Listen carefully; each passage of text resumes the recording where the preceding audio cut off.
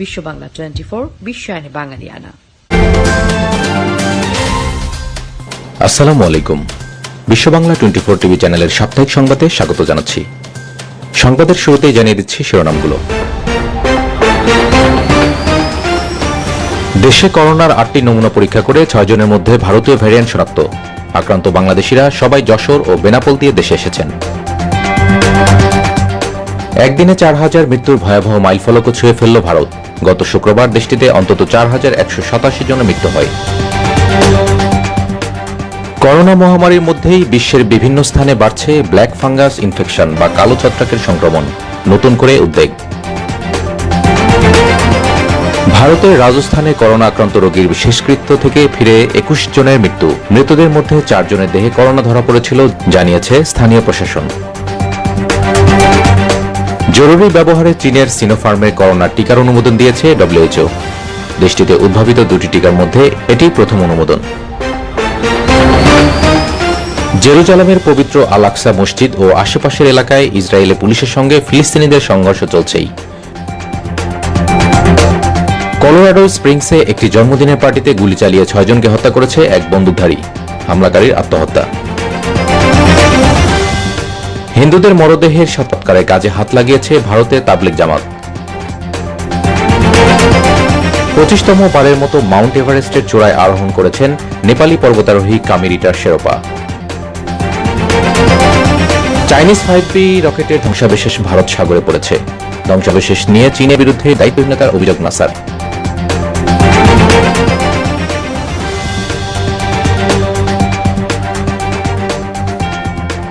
এতক্ষণ শুনছিলেন সংবাদ শিরোনাম, এবার বিস্তারিত।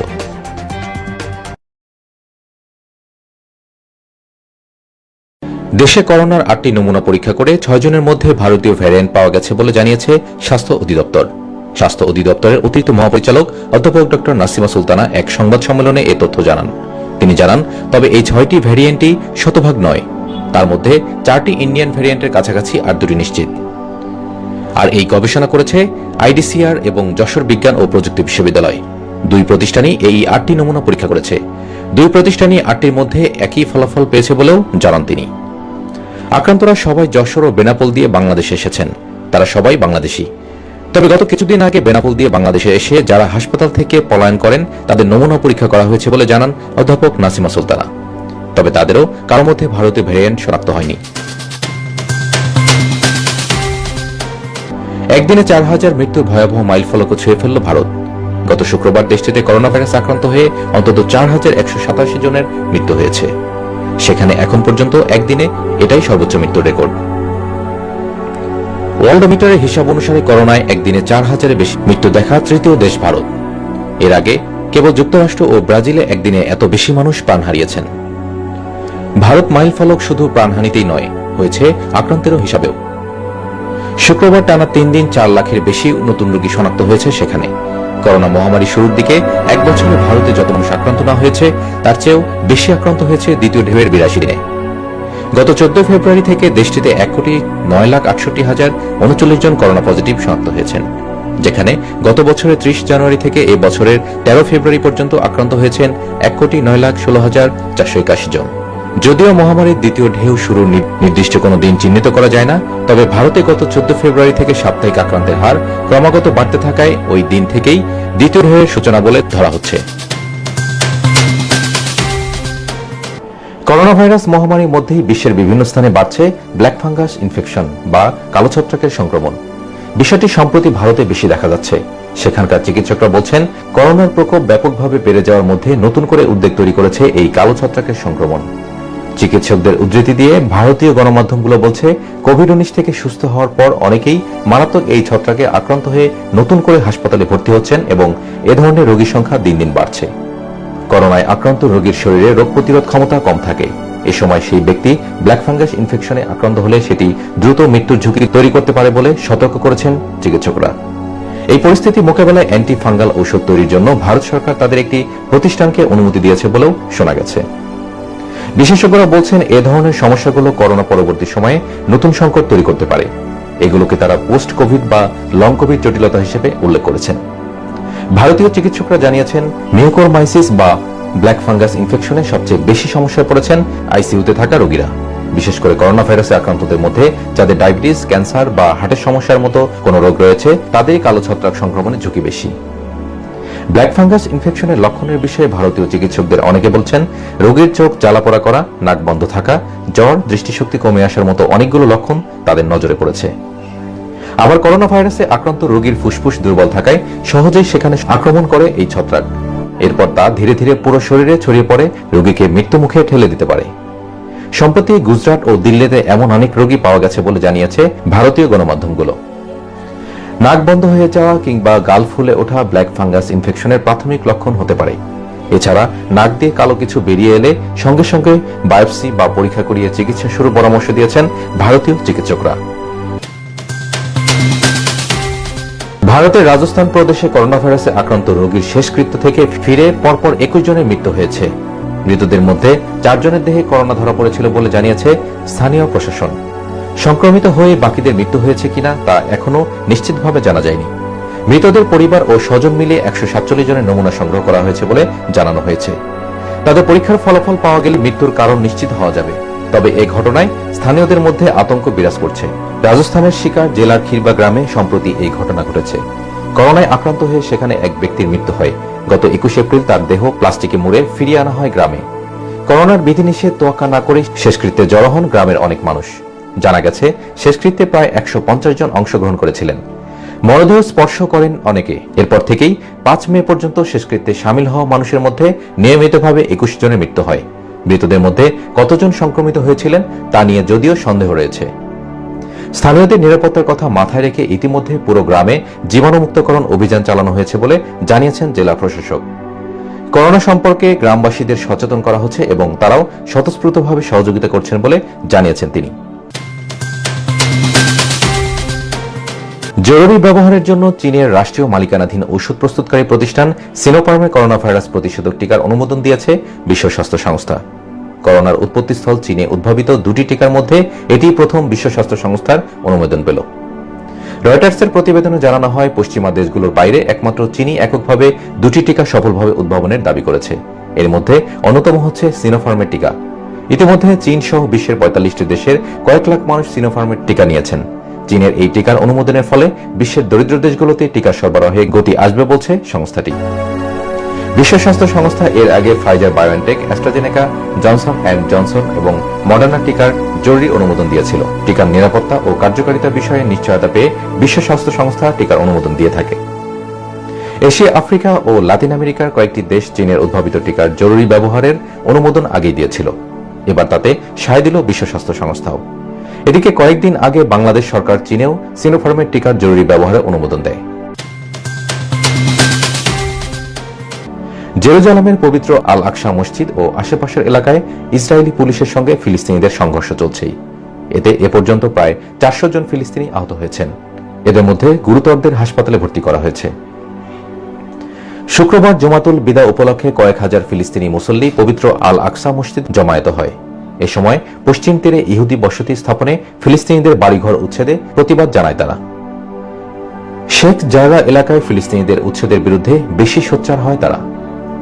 ইসরায়েলি পুলিশ ও সেনারা গত কয়েকদিনের ধারাবাহিকতায় শুক্রবার বিকেল থেকে জলকামান, কাঁদানে গ্যাস ও রাবার বুলেট ছুটতে শুরু করে। ইফতারের ঠিক আগ মুহূর্তে নিরস্ত ফিলিস্তিনিদের ওপর গুলি ছোড়ে ইসরায়েলের নিরাপত্তা বাহিনীর সদস্যরা। তাদের সঙ্গে যোগ দেয় বসতি স্থাপনকারী ইহুদিরাও। ইসরায়েলের নিরাপত্তা বাহিনীর সদস্যরা পবিত্র আল আকসা মসজিদের ভেতরে ঢুকে ফিলিস্তিনিদের ওপরে কাঁদানো গ্যাস নিক্ষেপ করে। এক পর্যায়ে দুপক্ষের মধ্যে সংঘর্ষ হয়। শেষ খবর পাওয়া পর্যন্ত সংঘর্ষ চলছিল। এরপর পবিত্র লাইলাতুল কদরের রাতেও ইসরায়েলি পুলিশের সাথে ফিলিস্তিনিদের সংঘর্ষের ঘটনা ঘটেছে। এছাড়া মঙ্গলবারও পবিত্র আল আকসা মসজিদে সংঘর্ষ হয়। এবার যুক্তরাষ্ট্রের সংবাদ। কলোরাডো স্প্রিংসে একটি জন্মদিনের পার্টিতে গুলি চালিয়ে 6 জনকে হত্যা করেছে এক বন্দুকধারী। পরে সে নিজেও আত্মহত্যা করেছে। কলোরাডো স্প্রিংসের পুলিশ ডিপার্টমেন্ট জানিয়েছে, মোবাইল হোম পার্কে চলা পার্টিতে এই হামলার ঘটনা ঘটে। যে ব্যক্তি গুলি চালিয়েছে সে ছিল মৃতদের মধ্যে এক নারীর বয়ফ্রেন্ড। সে দেয়াল টপকে ঢুকে পড়ে। এরপর হেঁটে ভেতরে গিয়ে গুলি চালানো শুরু করে। কি কারণে এই ঘটনা ঘটেছে তা জানা যায়নি। তবে হামলাকারী সে পার্টিতে থাকা বড়দেরই শুধু গুলি করে হত্যা করে। তাদের সঙ্গে থাকা একটি শিশু অক্ষত অবস্থায় রয়েছে। বর্তমানে সে তার আত্মীয়দের সাথে রয়েছে। হামলার ঘটনায় কলোরাডো স্প্রিংসের মেয়র শোক প্রকাশ করেছেন। এর আগে গত 10 মার্চের কলোরাডোর বোল্ডার সিটিতে একটি গ্রোসারি শপে ঢুকে 10 জনকে হত্যা করে এক বন্দুকধারী। সে ঘটনায় সন্দেহভাজন হিসেবে একজনকে আটক করা হয়, যার বর্তমানে বিচার চলছে। New York city councillors district 18 থেকে দলীয় মনোনয়নের যুদ্ধে অবতীর্ণ মোহাম্মদ এন মজুমদারের নির্বাচনী প্রচারণা অফিসে ব্রঙ্কসে ম্যাকগ্রো এভিনিউতে খলিল চাইনিজ রেস্টুরেন্ট উদ্বোধন উপলক্ষে বাংলা বাজার নামে খ্যাত স্টার্লিংয়ে ইফতারের আয়োজন করা হয়। একই সাথে সেখানে সুধী সমাবেশ হয়। সেখানেই বক্তারা নিজ নিজ অবস্থান থেকে মজুমদারের বিজয়ে কাজ করার অঙ্গীকার করেন। ফিতা কেটে অফিসের উদ্বোধন করেন জালালাবাদ অ্যাসোসিয়েশনের সভাপতি মইনুল হক চৌধুরী হেলাল। আমাদের প্রেসিডেন্ট এখানে আছেন, আমাদের অনেক মুরব্বীরা আছেন, বাইরে আছেন, এবং বড় প্রেসিডেন্ট রয়েছে ফ্রন্ট রানার, যিনি 20 point ahead on the please stand up. 20 point ahead as of today, and many organizations, labor organizations, and the grassroots people from all across the island supporting him, including myself. অনুষ্ঠান পরিচালনা করেন community activist Shamim মিয়া। অনুষ্ঠানে বক্তারা সবার উপকারে N মজুমদারের এগিয়ে আসার কথা উল্লেখ করে তার জনদরদী মনোভাবের কথা তুলে ধরেন। Mr. Mujender, since the first day I met him, he has been working day in and day out. I'm so glad. Come on, let's give him a big round of applause.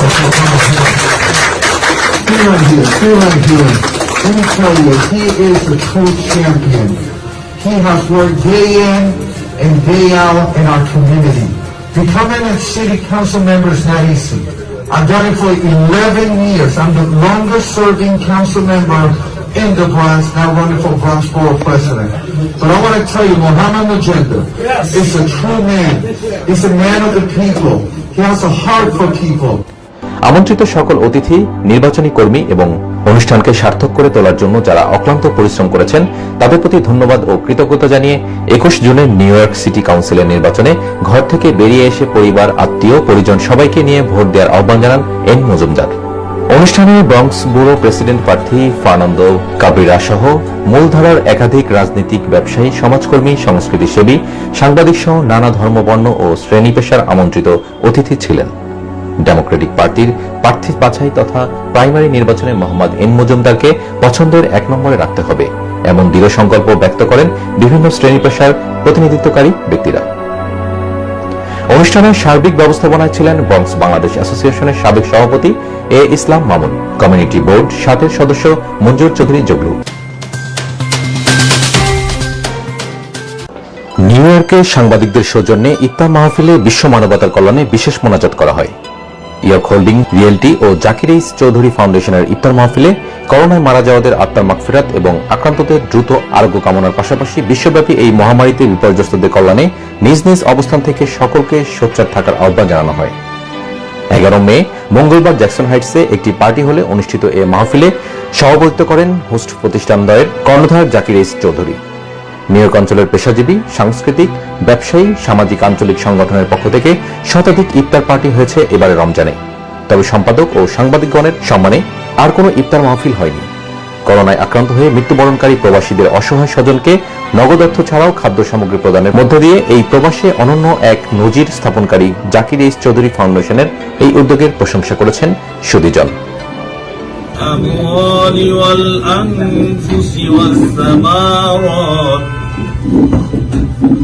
وبشر الصابرين الذين إذا أصابتهم مصيبة قالوا إنا لله وإنا إليه راجعون صدق الله العظيم। স্বাগত বক্তব্যে Zakir H Chowdhury সকলের আন্তরিক সহায়তা ও সমর্থন কামনা করেছেন সেবামূলক কাজে। কমিউনিটির মানুষের সহযোগিতার দিগন্ত যত প্রসারিত হবে তত বেশি মানবতার কল্যাণে আত্মনিয়োগ করা যাবে বলে উল্লেখ করেন জাকির।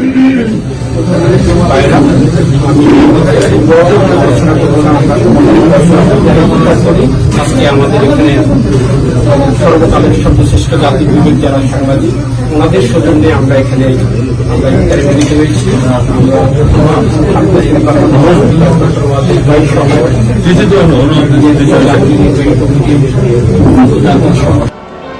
আবুল কাশেমের উপস্থাপনায় বিশেষ মোনাজাতের পর ইফতার গ্রহণের প্রাক্কালে সংক্ষিপ্ত এক আলোচনায় অংশ নেন বিএনপির কেন্দ্রীয় কমিটির সহ আন্তর্জাতিক সম্পাদক বেবি নাজনীন, সাপ্তাহিক বাংলাদেশেরও সম্পাদক ডক্টর ওয়াজেদে খান, বাংলাদেশ প্রতিদিনের উত্তর আমেরিকা সংস্করণের নির্বাহী সম্পাদক বীর মুক্তিযোদ্ধা লাবলু আনসারী।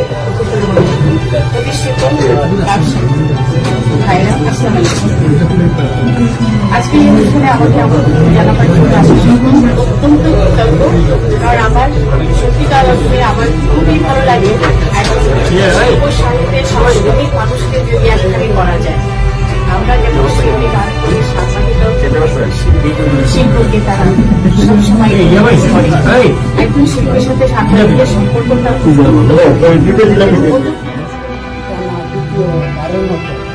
তিনি সাংবাদিকদের সঙ্গে খুব কম প্রতিষ্ঠান, সংগঠন এবং ব্যক্তি এ ধরনের আয়োজন করে থাকে এই প্রবাসে। তিনি গত 12 করেছেন, 12 করছেন, সেই জন্য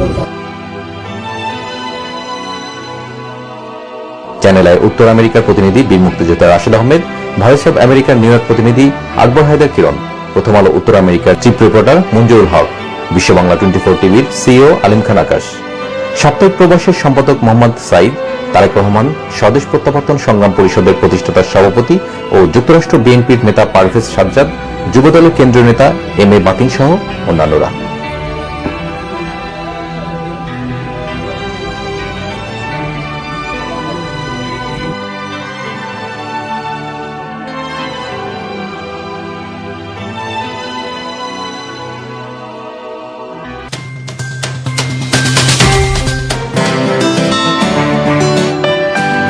এবার থাকছে বিশেষ সংবাদ।